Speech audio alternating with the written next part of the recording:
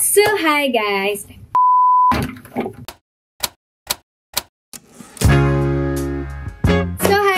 Welcome back to my channel. So, for today's video, may lakad kami ngayon, ngayong mag-anak. And itong video na to is about life with 2 kids. So, share ko lang yung mga kaganapan sa mga anak ko. And syempre, i-share ko din sa inyo yung mga tips na ginagawa ko sa kanila ngayon. Lalo na kay Mavi.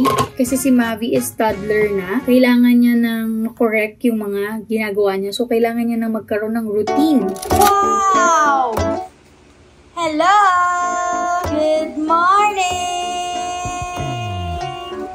Shhh! Op. Nag-iinarte ba? May pag ganun! Talaga namang pag binabati siya talaga umiiling! Hi, Kuya! So, kakagising mo lang ba, Kuya? Walang pasok today. Alam mo kung bakit? May volcanic smog. Hindi pumutok yung vulkan, di. Huwag kang mag-alala. Safe ka, be. Okay, so si Mavi po medyo nag-aalala siya sa pollution ngayon. Ito pong batang to, medyo kakaiba to, pero nag-aalala po siya. Ito yung mga nagpuputol ng puno. Pag nakakita ng basura sa daan, which is tama naman. Pag naulan, kinakabahan na siya kasi baka daw bumaha. So, si Mavi po, 3 months nang walang... Okay, so 3 months na siyang walang iPad. Ito na yung mga ginagawa niya ngayon. Dati, hindi siya humahawak ng crayons, wala siyang kapaki-paki sa mga coloring book, tracing notebook, mga ganyan. Hindi niya gusto yan. Ngayon, nung nawala yung iPad niya, nagko-color na siya, naglalaro na siya, hindi na siya yung nakaupo lang, laging nag-iPad, hindi nakakausap. Ilan na yung nakulayan niya, nanay? Mukhang marami-rami na to, nanay. Nakadalawang rolyo. Wow! 2 rolyo sa isang araw! Yan, isi-share ko sa inyo yung winili ko kay Mavi. So, ito yung Children's Graffiti Scroll. So, yung haba niya is 3M. Iba't ibang graffiti. So, ito yung artwork niya. Ayan. So, kakaiba lang, pero kailangan pang mag-improve ni Mavi. It takes time para ma-perfect, or hindi naman kailangan perfect, pero kailangan i-akma yung mga kulay ng mga animals kasi wala namang blue na cow. So, hindi lang siya paper, meron din siyang sticker. Pwede mo siya i-sticker sa wall. So, yan ang problem namin kay Mavi, na talagang matagal na namin pinagdadasal. Kung matagal pa siya bago kumain ng mag-isa ng mas maayos. So, hindi naman siya all the time talaga sinusubuan. Ngayon, kaya lang kami pupayag na sinusubuan siya kasi mas marami siyang nakakain. So, si Biela po naman, pinapractice na namin sa kanya yung BLW. Kumakain po si Biela ng mag-isa, sumusubo siya ng mag-isa. Pero pagdating sa kanin, yan, mga ganyan, kailangan namin siyang subuan. Si Mavi kasi hindi ko bina-BLW yan. Hindi ko na sana yung kumain ng mga, siya lang kumakain ng mga prutas, ng mga biscuits, kasi nga, takot kaming mabilaukan siya. So, ako natuto na ako talaga na itong pangalawa dapat hindi mangyari yan. Tapos, eto si Mavi, basta sabaw, marami siyang nakakain. So, yun ang problem namin kay Mavi. Not all the time naman kasi kailangan na ng sabaw. So, ang ginawa ko, naghanap ako ngayon ng meal plan for kids. Pwede nyo to gawin sa bahay. Napansin ko kay Maps, pag ako yung nagpe-prepare ng pagkain niya, lalo na pag day off ni nanay, kinakain niya. Kumakain siya ng marami. So ngayon, eto, this is not sponsored. I-share namin sa inyo, kanina ang breakfast niya is yogurt, pero hindi niya kinain dahil hindi niya nga gusto. Ang lunch niya ngayon, chicken stroganoff with potato mash from Chow Baby Kids. So eto, this is not sponsored ha. So tinatry ko pa lang kay Mavi, pero effective sa kanya. Okay, so medyo nagkakalaman siya, malakas siya kumain. And yung food na hinahain nila is may mga halong gulay, hindi mahalata ng bata. Pang 3rd week na namin, next week, ang 3rd week na namin dito sa Chow Baby Kids. Kaya nyo to gawin, lalo na kung may mga time talaga kayo. Wala na talaga akong time. Kasi nga talagang puyat, may mga trabaho ka pang ginagawa. Kaya sa mga mommies dyan, naiintindihan ko kayo, talagang sama-sama tayo mag-intindihan dito. And ayun, so si Tariray naman, wala kaming problem kay Tariray. Kahit ano kinakain niya. And ayan, so isi-share ko sa inyo, but this is not sponsored. No? Ano ang mga iniinom ng mga anak ko, okay? So ito, medicine kit ni Mavs. So sa umaga, ang iniinom niya ay ascorbic acid zinc, Ito, medyo pricey siya. Pero ito yung pampagana ni Mavs, yung Mosigor. Ayan, yung Vita Zero. Ayan, meron din siyang cherry fur. Then, folic acid folart para sa kanyang dugo. So, sinabi kasi is, baby siya, mild anemic siya. Kay Viela naman, ito meron siya, ito nabibili ito sa Healthy Options, Child Life na Vitamin K2 drops. Ayan. Meron siyang Nutrilin, Selene Plus with zinc, ascorbic acid with zinc. And for today is check-up ng mga anak ko. Ngayon kasi ay uso ang ubo at sipon, and 1 week na din yung ubo-sipon nila. But thankful naman ako na wala silang lagnat. So, hindi sila nagkakaroon ng sinat, hindi sila nagkakaroon ng lagnat, ng trangkaso, and also pero-so. And ngayon kasi, may schedule kami ng check-up and i-check ngayon yung sipon at ubo ng mga bata. Ang gagawin namin, ito nalaman ko lang to kay V, itong respiratory panel test. Ipapatest ko ngayon yung kanilang ubo at sipon, kung anong klaseng virus ang meron sila. And sa St. Luke's namin yung gagawin. So, St. Luke's na ang pedya ni Mavi. And yun nga, so kung nag-aalala din kasi talaga ako ngayon, ang dami nagkakaroon ng ubo at sipon, kaya talagang natatakot ako. Malakas naman yung mga anak ko. Malakas talaga. And actually si Mavs, ang maganda naman kay Mavi, hindi po siya lagnatin, hindi siya sakitin. And ayun nga, so si Biela naman, syempre, domino effect yan kapag meron ang kuya niya, magkakaroon din siya. Imposibleng hindi. Pag nagkakaroon ng kuya niya ng sipon at ubo, nagkakaroon din siya. Pag nagkakalagnat kuya niya, meron din siya. Etong vlog na to, this is not sponsored. Sinishare ko lang sa inyo kung ano ba yung mga routines and ano yung mga vitamins and ano yung mga pinapagawa sa mga anak ko ngayon, okay? Para syempre, may tulong din ako sa inyo sa mga katulad kong nanay. So, ako din talaga, nanonood ako ng mga vlogs ng mga mommies, nanonood ako ng mga tips nila about sa mga ganyang bagay. So, ngayon mag-aayos na ako kasi yung mga bata mamaya, aayusan na, kailangan na maligo. So, 9:30 na, tulog pa rin ang daddy. Gising na. Gising na, dad.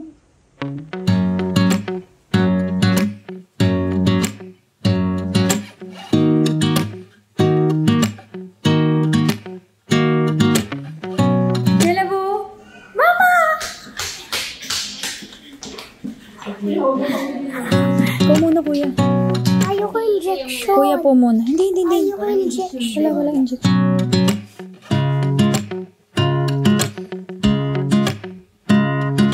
Ngayong gabi, nagpamasahe lang kami ni Dad saglit. Tapos, yan, may mga binili kaming gamot para kay Mavi and Viela. And hindi lang yan, para ka nanay din. Kasi nga, uso ngayon yung ubo at sipon. So, babalik tayo. Tapos na kami magpa-respi test, yung respiratory panel test. And yung inabot ko doon, or nagastos namin doon is 8,000. Mabigat siya, mga mamshi. Mabigat siya kung talagang gusto mong malaman anong klaseng virus meron yung anak mo. Sa totoo lang, nung nagpa-check up kami nun kay Doc, ayaw naman talaga niya, hindi naman sa ayaw, parang wag na lang daw. Pero para mapanatag kami, si Biela na lang yung pinatest dahil siya lang yung may symptoms. So si Mavi, wala siyang pinakitang signs or narinig sa stethoscope, wala. Ngayon, pinacheck namin si Biela and sad to say, meron nga virus kay Viela, which is yung human rhinovirus and enterovirus and yung para-influenza. Okay, so meron siyang flu. So yung virus na yon is nagkukos ng sipon, ubo, and lagnat. Good thing naman na walang lagnat si Viela. Hindi siya nilalagnat. Ito napapansin namin, yung ubo nila magkapatid, pagtulog sila. Umaatake sila ng tulog sila. Ngayon, naawa kami mag-asawa kasi tulog na sila pero nagigising sila sa sarili nilang ubo. Ako, ramdam ko yon kasi ganun din yung nangyayari sa akin pag may ubo ako. Minsan nung malakas ako manigarilyo, ganun ako eh. Hindi, tsaka ako, pag umuubo ako ng ganun, naiihi ako. Kaya kailangan ko ng panty liner. Ngayon, nine-nebulizer namin sila. So, may pinapainom kaming vitamins kay Mavi. Ang sabi ngayon ng doktor, nung mga bata pa tayo, parang simpleng soup lang, lugaw. Yung normal. Alala ko kayo iniinom pa ng Calpol eh. Hindi kami na-admit talaga sa ospital. Parang yun lang yung ano ni na mama, parang lalagay ka lang ng bimpo sa ulo, gano'n na. So, diba, iba na talaga ngayon. Kung sinabi sa akin ni Doc na iba na kasi yung virus ngayon din, parang nag-e-evolve na sila. So, ngayon parang ako, nakakaawa naman yung mga bata. Parang sana sa magulang na lang talaga napupunta yung mga sipon-ubo, mga lagnat. Parang wag lang silang magkasakit. Pag napunta sa magulang, tapos kasama mo rin yung anak mo, papasa mo rin sa kanila eh. Hindi, totoo naman. Nakakaawa kasi kasi talaga, di ba? Pero yun naman ang wina-wish talaga ng mga parent. Oo. Talagang binabara mo pa ako. Wish na lang natin, huwag na lang magkaroon tayo. Kasi pag magkaroon tayo. Hindi. Nagkaroon nga sila eh. So ano, i-wish mo? O di ba, syempre mawala. Oo, gano'n na lang. Ayan. Sakto lang. Binabara mo pa ako, nagdadrama nga ako eh. So, di ba mo naman ako barain kasi tungkol sa pag-aanak, parang gusto mo pa mag-anak.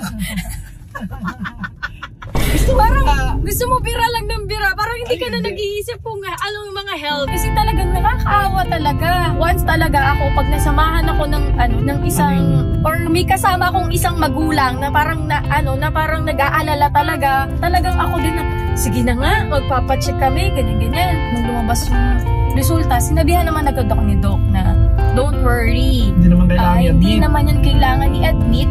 And yan ay kusang gumagaling. Tsaka nga, swerte ni Bella kasi hindi siya nilalagnat.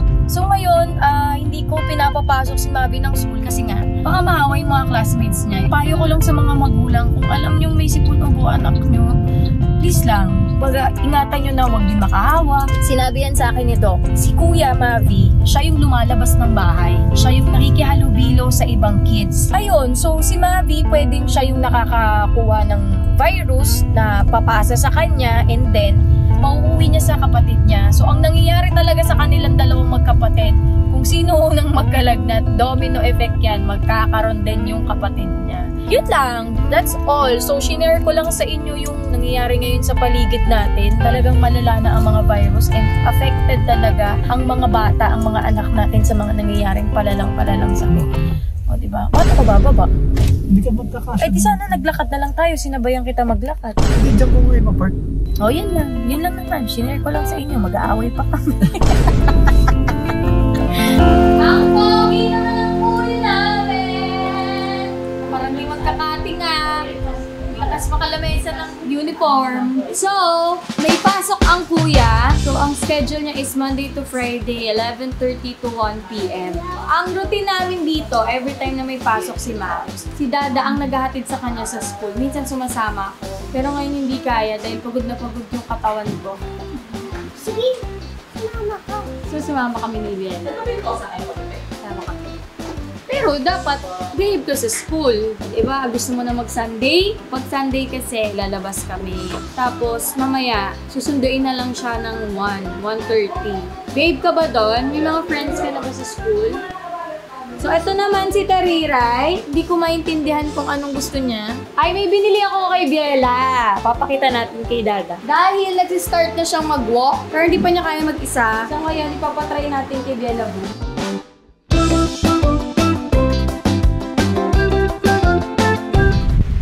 Mas dyan, be. Parang aso naman yan. Baka mapigtal yan, Mia. Bantayan mo rin yan, ha? Baka mapigtal yan. Sub-sub ang mukha natin, ha? Tawagin mo muna para diretso maglakad kasi parang nakainom mo. Halika. Parang singlot. Parang nakainom sa Ano ba? Ano ba tayo dyan? Gusto mo ba po? So guys, for today's meal, so nagpapaka-healthy living na ang mga tao dito sa Team Payaman. Sige nga, yabangan mo nga sila kasi may sinasabi ka sa akin eh. Oh! Kala mo talaga, Pa kasi, oh. Laki na. Muscle! Mr. Muscle!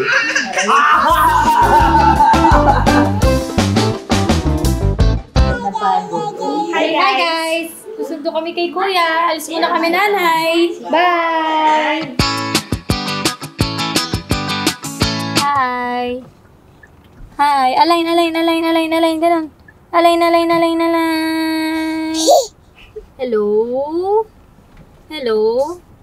Hello? Papa. Uy. Align. Tignan mo naman umawak. 9 months old. Oh, nagsuscroll pa. Nagsuscroll pa. Scroll. Wow. Haligtad pa. Nagsuscroll pa talaga. Ano ka ba? Pasok sa Gen Z, si Tariray. Try natin kung marunong na siyang mag-selfie. Ay, wag ganyan. Spoiled brat yan. Ah, sige, sige. Oh. Mimi. Picturean ka lang, ha?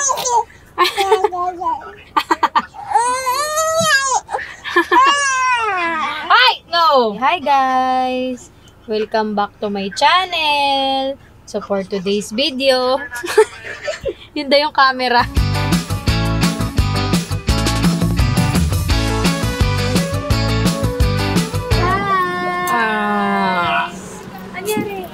Sleepy daw siya.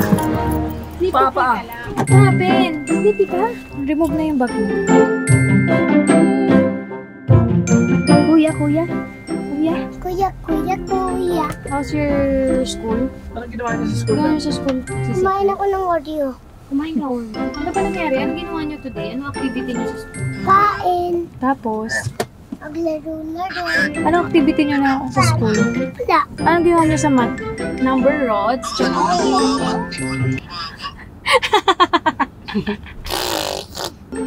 Uy, yan. Dito yan eh. Ito. Ang cute! Ang cute niyo dalawa! Tingnan natin kung gaano kataas yung pasensya ni Mabi kay Bella.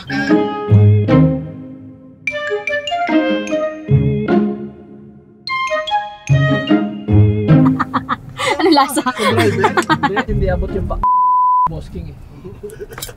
Uy, Oy, ba't yun? Yun, ano ka ba? Binaba kasi bigla. Para ka May sinasabi namang walang pa. anak sa likod. May sinasabi pa ako.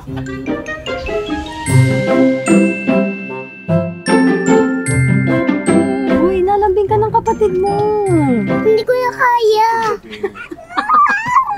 Alam, hindi mo kaya. Hindi ko na kaya magpalambing. Bakit? Hindi ko na kaya magpalambing.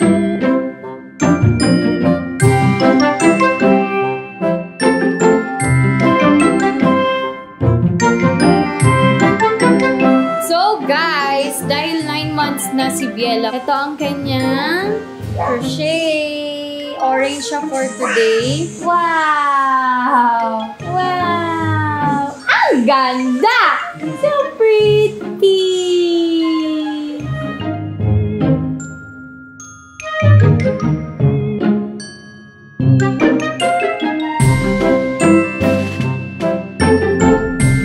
Ay sus! Hindi na maulaman! Anak pa more!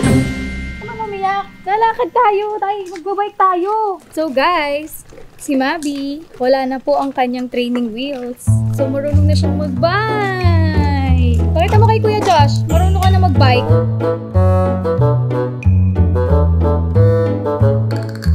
Sa daan, tingin sa daan. Sa daan tumingin.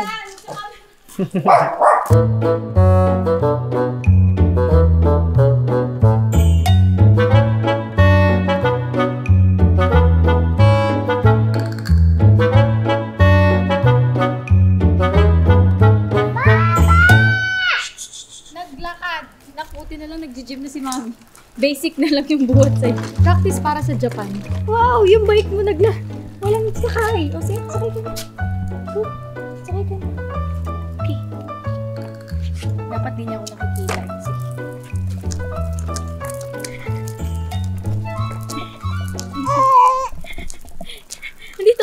Andito ako. Di wag mo sayangin yung 2,000. Sakyan mo yan. Okay, so alam ko na mangyayari sa Japan namin, no? Parang walang magpapahila. Gusto niya buhat. Nagyakag pa ako sa'yo. Di ka naman pala magbabike. Hilahin mo to, kuya. Hilahin mo. Di kaya ni Mami. Hindi siya nagbike, kuya. Sabihan mo siya. Yala, hindi ka nag-bike. Hindi nga siya nagbike. Sabihin mo kay Bella. Sinabi ko na eh.